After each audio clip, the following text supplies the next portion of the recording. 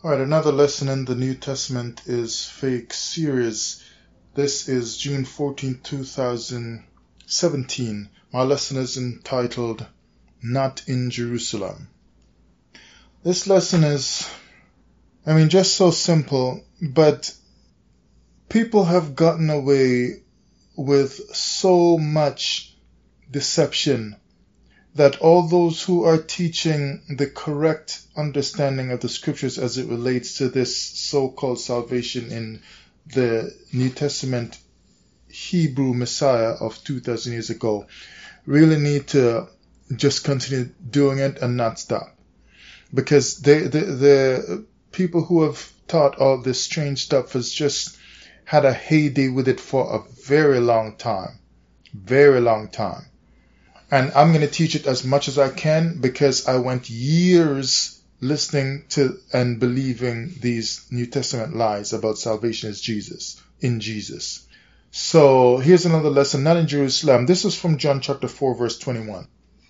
We know the whole drill, woman, the Samaritan woman, the well, Jesus is wanting a drink and so on. So 4:21 says, Jesus saith unto her, Woman, believe me, the hour cometh when ye shall neither in this mountain nor yet at Jerusalem worship the Father.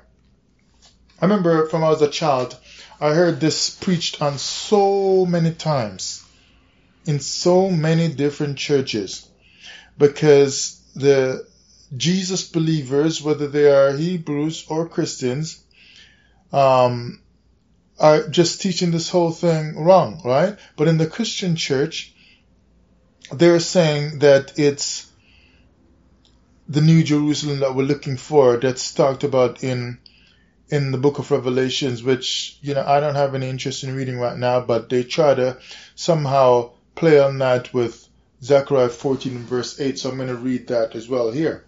But there's no New Jerusalem coming down out of heaven.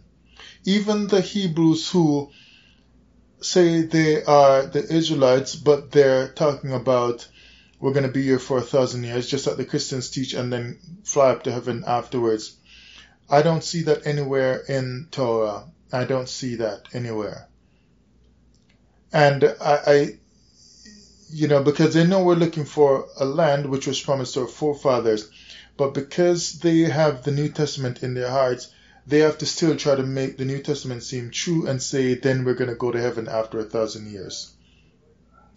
But look at this verse here, because this whole New Testament stuff talking about the New Jerusalem and so on, it's just kind of strange.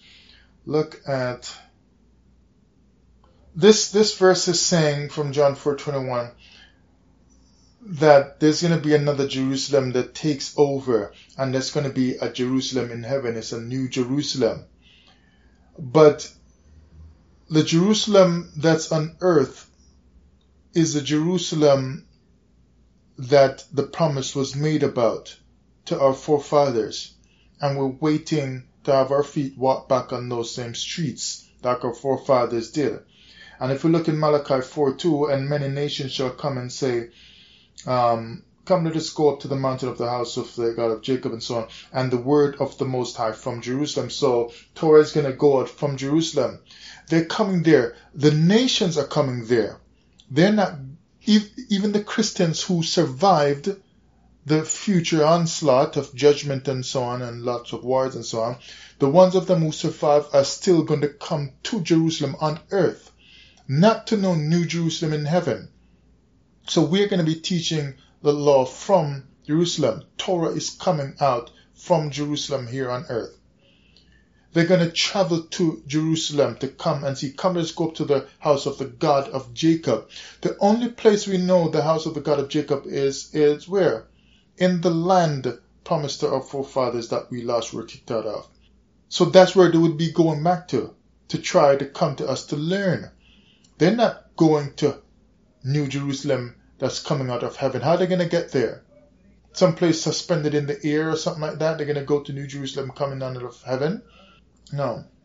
And all this whole thing about New Jerusalem coming out of heaven, and Peter talking about or Revelation saying the first earth is burnt up and destroyed. So wouldn't all the people have been killed and died from the burning up of the earth and so on.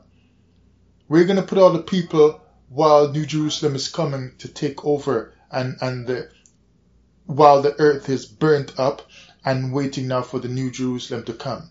We're going to put all the people on the earth. And this is not a joke. It's just really, just think of it, people.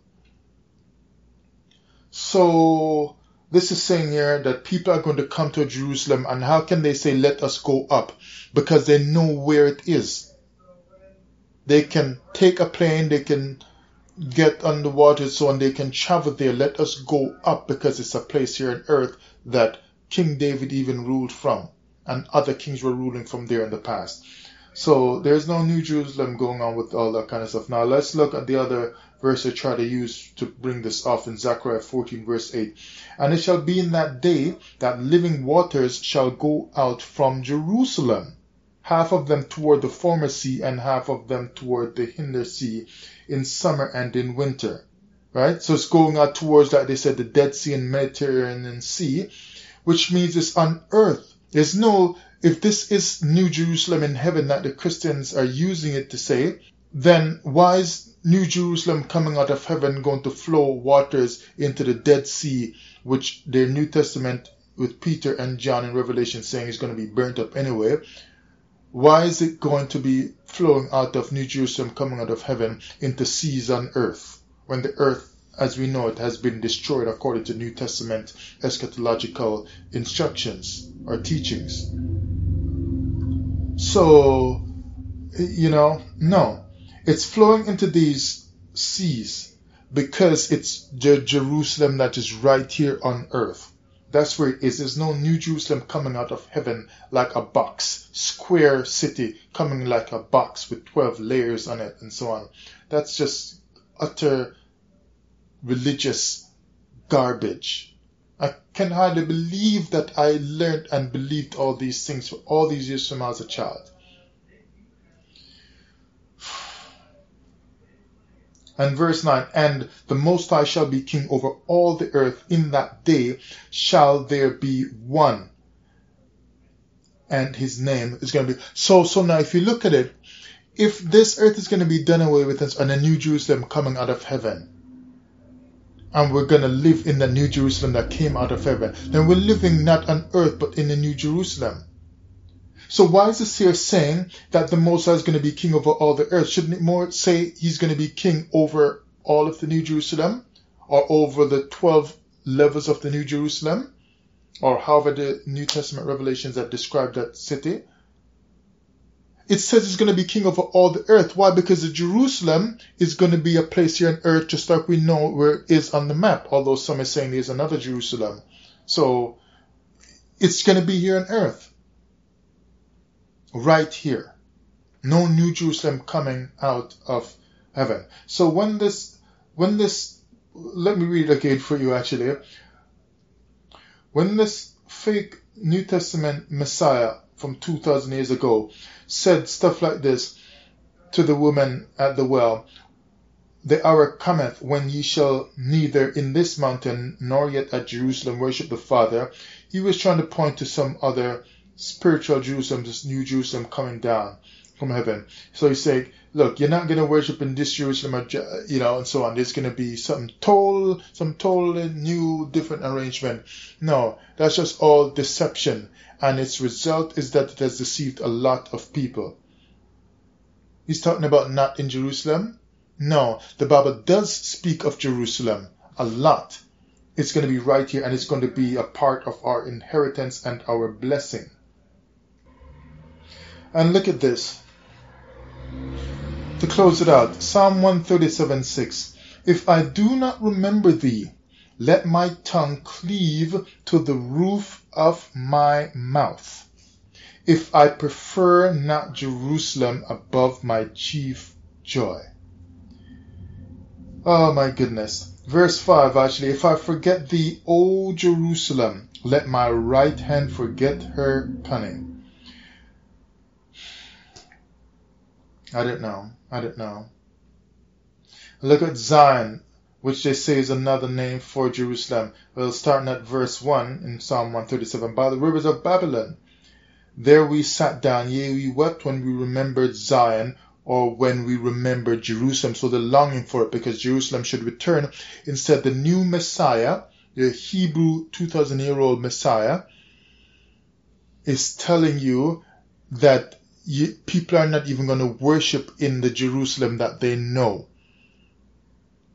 Yet Israel in captivity, because this psalm is dealing with us being in captivity, Israel in captivity is longing to return to the Jerusalem so that they can worship the Most High there. But the new Hebrew Messiah said, we're not going to worship there in this or that Jerusalem. That is something totally brand new coming down out of heaven. And you let people still teaching you this New Testament stuff? It's like life wasn't worth going on functioning the same way anymore once they are out of Jerusalem, to the point where they said in verse 2, we hanged our harps upon the willows in the midst thereof. Why? Because once we're away from Jerusalem, life just changes. It's such a drastic change that it's hard to even sing and worship the same way. It's like, how shall we sing the Most High song in a strange land? If I forget thee, O Jerusalem, let my right hand forget thy cunning. But the new Hebrew Messiah said, we're not even going to worship in Jerusalem. He is a liar. And I'm not trying to be offensive, but I know it is. But that's just the truth. He's a liar.